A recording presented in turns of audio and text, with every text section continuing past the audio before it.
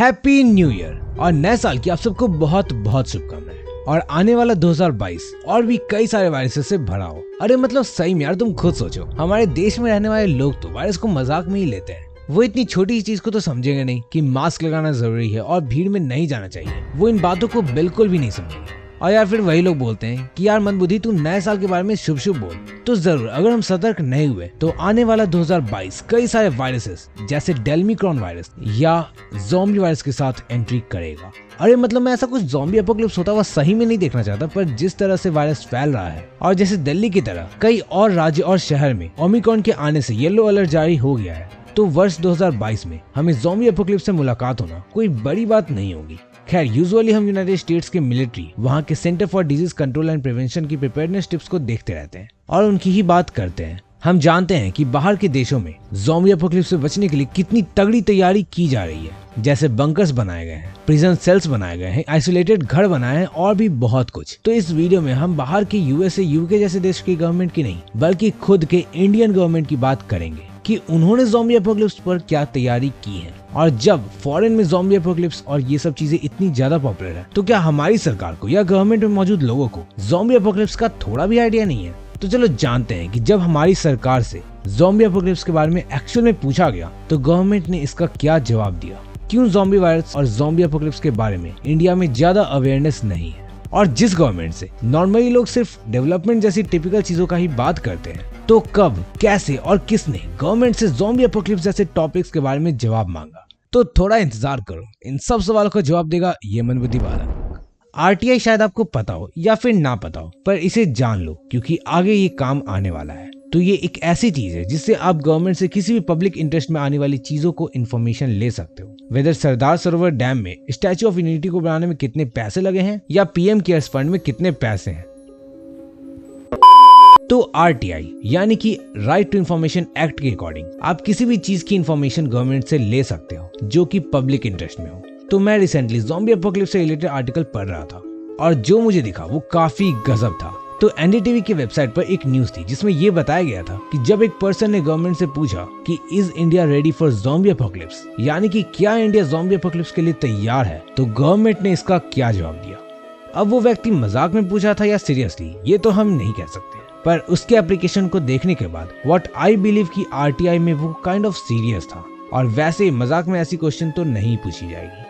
तो ये काम किया था मुंबई के ही रहने वाले अजय कुमार ने, और उन्हें ये जानने के लिए कि गवर्नमेंट एलियन इन्वेजन और ज़ॉम्बी एपोकलिप्स से बचने की क्या तैयारी कर रही है, एक्चुअली 15 मार्च को आरटीआई एप्लीकेशन फाइल कर दिया था। उस एप्लीकेशन में लिखा था कि I am concerned about the readiness of our government in the event of an invasion by aliens, zombies and extra dimensional beings. मतलब कि मैं Ajay Kumar alien invasion, zombie apocalypse और एक्स्ट्रा टेरेस्ट्रियल बीइंग यानी कि बाहरी दुनिया के जीवों के हमारी पृथ्वी पर अटैक करने के सिनेरियो में गवर्नमेंट की तैयारी के लिए वरीड हूँ, जैसा कि शायद आप और हम भी हैं। फिर अजय ने आगे गवर्नमेंट से एक क्वेश्चन रेज किया जिससे मुझे पर्सनली ये काफी हिलेरियस लगा। अजय ने लिखा कि ऐसी सिचुएशन में जनता को बचाने के लिए क्या स्टेप और प्लान गवर्नमेंट कर रही थी। क्या मिनिस्ट्री ऑफ होम अफेयर्स हमें ये बता सकती है कि हमारे लिए ऐसे एक्स्ट्रा टेरेस्ट्रियल बीइंग्स के सामने सर्वाइव करने के क्या चांसेस हैं, उन्हें हराने और डिफीट करने के लिए हमारे पास क्या प्लान अवेलेबल है। और लास्ट वाला क्वेश्चन तो काफी ज्यादा हिलेरियस था, जो कि था कि क्या हमारी सरकार बिना विल स्मिथ की मदद लिए ज़ॉम्बीज को डिफीट करने में सक्सीड हो पाएगी। यार सही में मुझे लगता है इसने रॉबर्ट नेविल के कैरेक्टर को यहाँ पे रेफर किया था। मतलब नॉट जस्ट अस बल्कि कई और लोग भी ज़ॉम्बी एपोकलिप्स में सर्वाइव करने को लेकर इंटरेस्टेड है। पर रुको, जो आरटीआई की तरफ से यानी कि जो गवर्नमेंट से इसका जवाब आया वो और भी ज्यादा इंटरेस्टिंग था। पर उस रिप्लाई को जानने से पहले अगर आपने यहाँ तक वीडियो को देख लिया है तो यार मैं ज़ॉम्बी सर्वाइवल टीम बनाने की सोच रहा हूँ। सो आओ यार इंस्टाग्राम पर कनेक्ट हो जाते हैं जिससे हम डीपली कनेक्टेड रहें और जब भी ऐसा कोई सिचुएशन हो तो हम स्ट्रांगली यूनाइटेड रहें। और यार चैनल को सब्सक्राइब भी कर देना ताकि मुझे पता चले यार कि तुम लोग को पसंद आ रही है videos. Now back to the topic. तो आरटीआई ऑफिस ने इसका ये रिप्लाई दिया कि अजय कुमार ने जिस इन्फॉर्मेशन की मांग की है वो मिनिस्ट्री ऑफ होम अफेयर्स के अंदर नहीं है। ये एक हाइपोथेटिकल सिचुएशन है जिस पर आपने सवाल खड़ा किया है, और ऐसे हाइपोथेटिकल सिचुएशन में आप मिनिस्ट्री ऑफ होम अफेयर्स के लीगल टीम से जवाब मांग लो। और चूंकि ये इन्फॉर्मेशन आरटीआई एक्ट के दायरे में नहीं आती, मतलब ये गवर्नमेंट को जरूरी नहीं लगती है, तो उन्होंने इस सवाल का जवाब ही नहीं दिया। मतलब कि अजय को रिप्लाई नहीं मिला।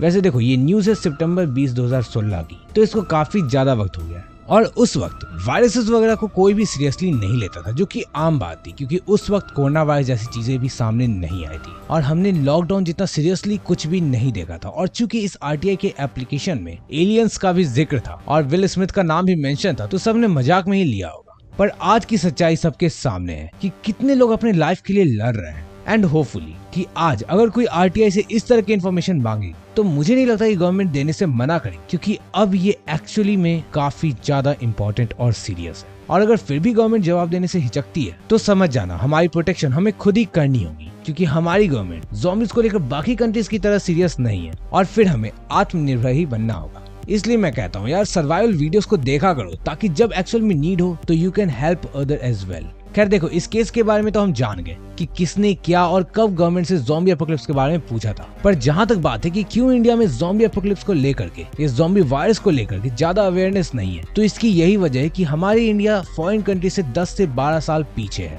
देखो, मैं कुछ गलत नहीं कह रहा हूँ, लेकिन ये एक्चुअल में रियलिटी है, क्योंकि कोई भी ज़ॉम्बीज़ जैसे चीजों को शेयर नहीं करता। तुम खुद से पूछो कि do you share this kind of videos? आपका जवाब होगा नहीं, क्योंकि सैडली बट ये कड़वा सच है कि we are kind of selfish और हमें दूसरों से ज्यादा फर्क नहीं पड़ता है, जो कि लाइफ के लिए एक गलत एटीट्यूड है। सो हो सके तो यार वीडियो को शेयर करो, और अगर मेरे पसंद नहीं आते तो गौरव कटारे के वीडियोस को शेयर करो, या बदमाश आइकन, मतलब जो भी तुम्हें पसंद हो और जो इनके बारे में बात करता है या जो भी इस तरह की सिचुएशन में सर्वाइव करने से रिलेटेड वीडियोस बनाते हैं, उनके वीडियोस को फैलाओ, सो इस छोटी सी कम्युनिटी की रीच दूर तक पहुंचे। And I truly mean it, क्योंकि ज़ॉम्बी एपोकलिप्स जैसी चीजें होने पर भी सिर्फ वही 10 से 20% लोग ही सरवाइव करेंगे जो ऐसी वीडियोस को देखते होंगे, और सब नहीं करेंगे। सो खैर, अगर तुम उन लोगों में हो जिन्होंने इस वीडियो को यहाँ तक देखा है तो यार कमेंट में शेयर लिख देना, ताकि मैं समझ जाऊं कि यार तुम मेरी बातों को समझ पाओ। और इस वीडियो का लाइक का टारगेट है 1000 लाइक्स का, 2022 का पहला वीडियो यार, सो कर देना। वैसे ये तो बात रही ज़ॉम्बी एपोकलिप्स पर गवर्नमेंट की थिंकिंग की, पर अगर आपको ये जानना है कि क्यों हमें ज़ॉम्बी एपोकलिप्स जैसे सिचुएशन पर गवर्नमेंट पर डिपेंडेंट होना नहीं चाहिए, तो लेफ्ट साइड पर क्लिक करके देख लेना। और अगर आपको ज़ॉम्बी एपोकलिप्स में सरवाइव करने के लिए ऐसे real life iron man suit के बारे में जानना है जो एक्चुअली अवेलेबल है, और इनफैक्ट अक्षय कुमार ने खुद इसका ट्रायल लिया है, तो अगर उस आयरन मैन सूट के बारे में जानना है जिससे आप हवा में उड़ सकते हो और जो एपोकलिप्स में आपकी लाइफ सेव करेगा, तो राइट साइड पर क्लिक करके उसे देख लेना। बाय।